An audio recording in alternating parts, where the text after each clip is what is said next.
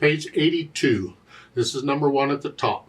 I'm going to separate. There's 3 things on this page. I'm going to take each one in a separate video because otherwise the video just gets too long. You know, I get bored, you get bored, everybody's bored. So I'm going to split them up.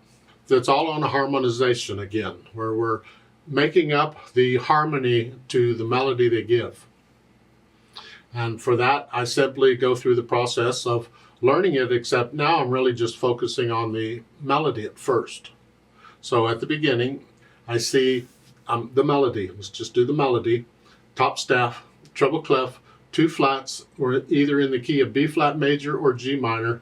And if you look at the end of the second line, it's here. We're ending on a G. I'm guessing we're in G minor. We're ending on the 1 chord. Don't have to, but I'm guessing we are in G minor since we're studying minor keys anyway. So I'm here. So the pan position is here. All the B's are going to be flatted. 1 and 2 and 3 and 4 and 1 and... I trust you understand dotted rhythms. 1 and 2 and 3 and 4 and so forth. So I get the melody okay. And then once I have that figured out, then I try and do something with the harmony. Now normally they're going to give you the names of the chords above the staff to tell you what chords to play. Here they didn't do that. They give you the 1 and the 5 to begin with. See the Roman numerals under the staff? Those are the numbers of the chords. The 1 chord in the key of G minor is the G minor chord. That's a 1 chord. And the 5 chord is 1, 2, 3, 4, 5. That would be here. Just remember the notes you play in the chord have to be the notes in the key of G minor. And G minor is all white keys except for the B and the E flat. That's it. So this chord is all white keys. That's the 5 chord in G minor. 1 chord, 5 chord. They want you up here. Well, they're only playing 1 note, but I want to do the whole chord. I want to hear the harmony. So I'm doing here. I may come down for the 5 chord instead of, because the 5 chord starts on a D. It's on the 5th note of that. So I just come down here. Those are really, I guess, the only 2 chords we're going to use is the 1 and the 5. 1, 5, 5. If you don't want to be moving around, you can actually change the 5 so it's closer to here. The notes have to be these. Well, if I put the D on top, that's close. I got them both and I didn't move. Different ways of doing it. There's no right or wrong here in my opinion. It's whatever. I'm just trying to get what chords do I need? Okay, 2 chords. We're going to use those chords. Now the question is, when do we use them? Because they only give you the first 2 majors. You got to figure out the others. How do you figure them out? Yeah, listen. What sounds right? Here.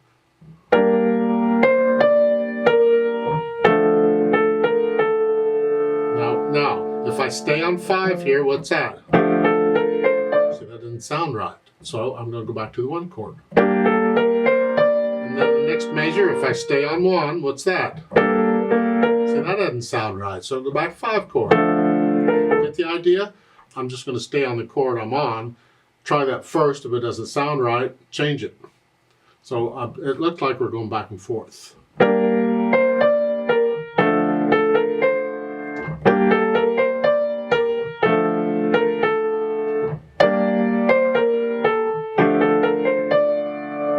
Does that sound right? Now, we're going to end on the tonic, of course. Remember the tonic is the 1 chord, same difference? Okay. So I figured out the 5 and the 1 on the chords, so I know what harmony I'm doing. And what they're doing is just 1 note. Well, you can do that too if you want. We're playing the root note of the chord.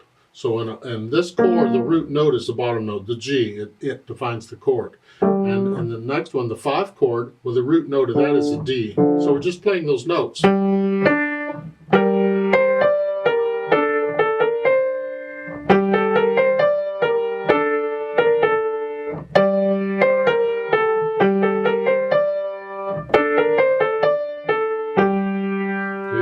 Harmonically, it sounds okay. Close enough.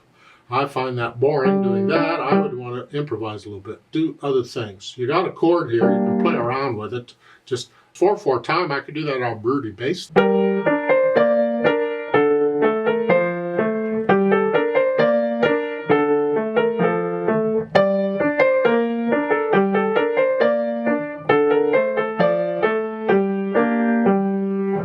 Just messing around with it, have fun with it, experiment, explore, try different patterns and different rhythms and things.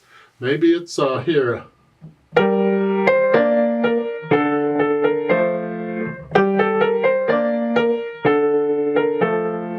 just doing a broken bass here.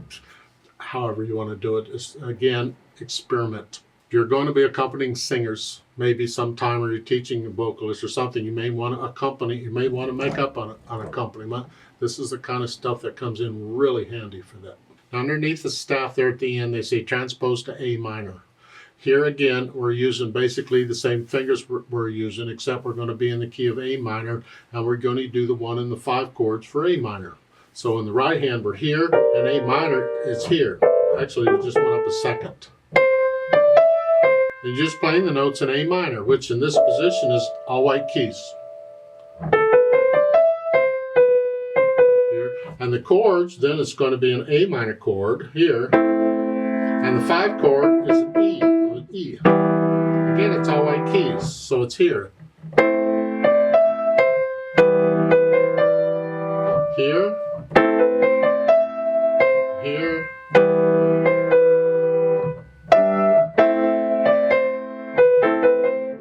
That's A minor, or any other key. You do the same thing because you're just playing the same fingers in the melody and the chords. You're using the 1 and the 5 chord right here.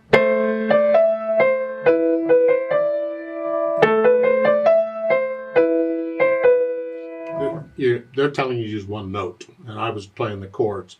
Either way works, it's whichever. It's the harmony we're after. I don't do a play with me on this because all it was the melody, and I trust you can do that okay.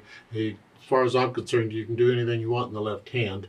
Do the whole notes if you want or whatever, I don't care. It's whatever the teacher wants you to do.